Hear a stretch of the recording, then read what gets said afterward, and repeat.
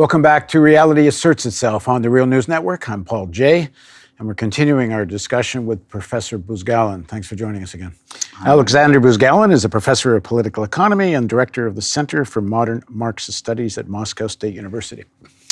So you, in the last segment, said you did join the Communist Party in 1988. Gorbachev becomes leader in 85. So what was it about Gorbachev and Perestroika? What did that period represent, and why is it a time to join the party? First of all, it was very contradictory and very interesting period. We had transformation, and slogan of the 1980s, late 1980s, was very beautiful. More democracy, more socialism, more humanism, more transformation towards a new society. Acceleration of development, key slogans. 1987, special law. We must, in Soviet Union, we must create self-management in all spheres, regions and production. This was enormous, unique experiment when in state enterprises, by law, was necessary to create council of workers, of specialists, with main power to make decisions inside frameworks of plan and to elect director. It was very contradictory experience because bureaucracy was creating self-management. It's very funny, from above by bureaucratic methods through terrible party and state bureaucrats create self-management from below.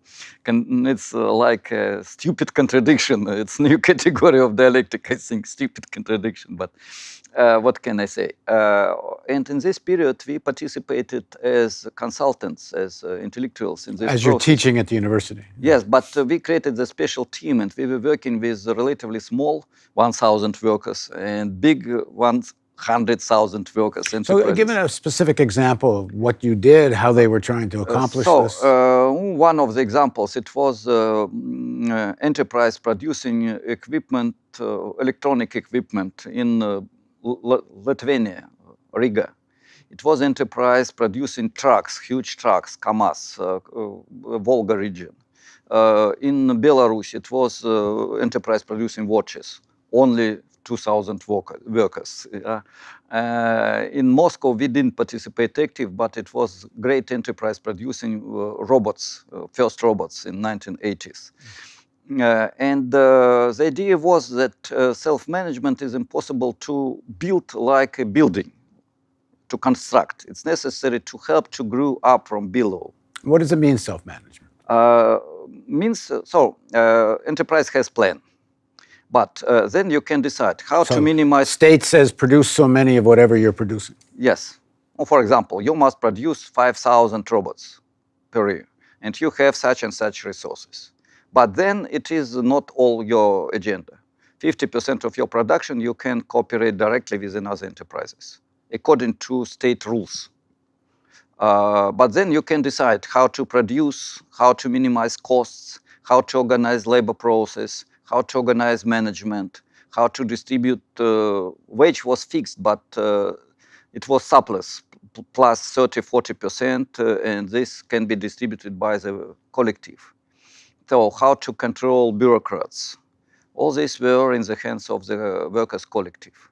And it was assembly elect council, and council was a key organ, like a council of directors in the stock company. Can you elect the manager of the company? Yes, and even director of the company. Yes. But who had the power, the council, the manager of the company, or the party representative? It was an experiment, and it was different forms, and the law was very not completed. Were different variants. When assembly of workers elect director, when council had agreement with director, and director was like an employee of the workers collective. Different forms. In, let's say, 80% of the cases, it was formal self-management. But in some cases, it was really working. Now, that was my question. Did it work? In some cases. And it was only the beginning.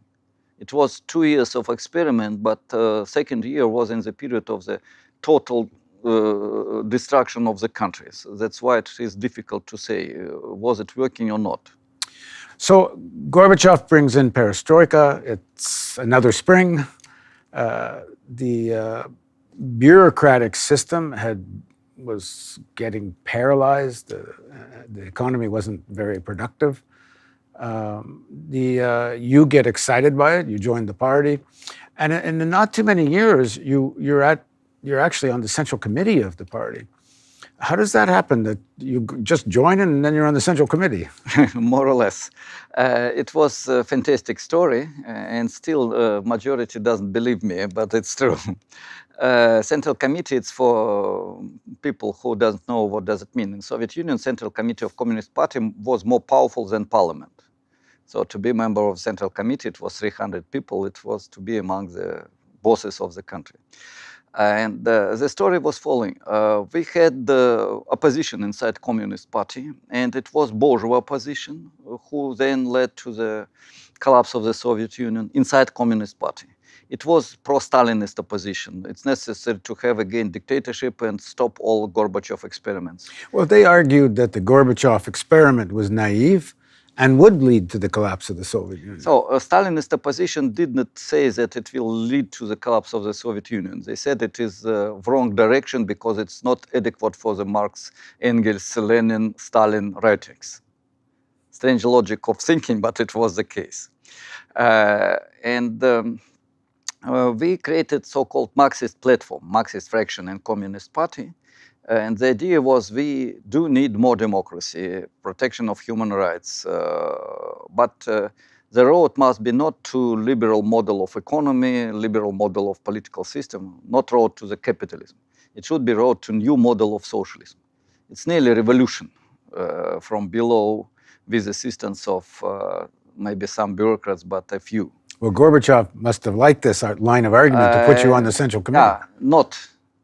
He and Central Committee doesn't like this. Why? Because they had these slogans, but real intentions were not this. Really, the intentions, who started this process? Gorbachev was maybe naive, maybe not smart enough, I don't know. But a real motor of all these changes was a young generation of nomenclatura, of party bureaucrats and state bureaucrats. 30, 40 years old sons and grandsons of the party bureaucrats from the past. And they had very simple and very terrible, I can say, very terrible, it's French in English, I think, terrible idea to change power into the property and money. We have power, but we have a lot of restrictions. Bureaucrats, even on the top level, had a lot of restrictions. They didn't have big privileges. And they couldn't accumulate a lot of private wealth. No opportunities to accumulate, a lot of formal ideological restrictions and so on. We want to be rich and to have real power without any formal restrictions. And it was real intention. And they were behind all these Gorbachev slogans. And they use these slogans partly for propaganda, partly to tell lie in order to realize their ideas, and partly because they had very strange consciousness. I will give you maybe an American example. If you ask any billionaire what is main goal of his life, he will tell you to satisfy needs of the Americans. Without me, these 10, 12, 20,000 workers will not have opportunity to work. Without me, people will not have jackets. Without me, people will not have cars. So I satisfy needs of the people. This is goal of my life. Is it true? Yeah. Yeah, it's true. They're called the job creators. Yeah. And he is honest for himself. What is the paradox?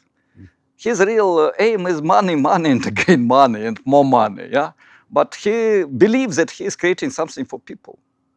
He believes in this, or she believes in this. The same with this cynical generation of nomenclature. But then who gets you onto the Central Committee? So this is funny story. I'll tell you very briefly. We created this platform, and it was period of very rapid growth of social creativity from below. We published document with name Marxist Platform Program, and this program received extremely quickly big popularity without internet, by the way. It was Went published. viral before viral. Yeah, it was made in the Xerox, but it's appeared everywhere in party organizations.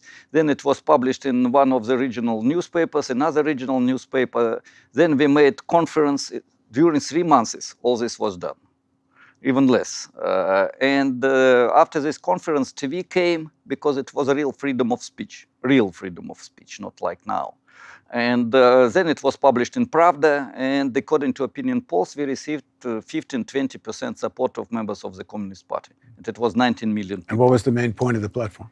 The main point was real grassroots democracy, socialism, market as a form which can be used but under the supervision of democratic social state, and the movement towards self-management, socialism, and so on. So what does Gorbachev think of this? I don't know, really, but we were not, I would say, supported from the top. All right, so how do you get on the Central Committee? We were invited, 3 persons, we were invited to be members of the, to be guests of the Congress, 28th Congress of the Communist Party, not even delegates. We were sitting on the balcony with hall for 5,000 people.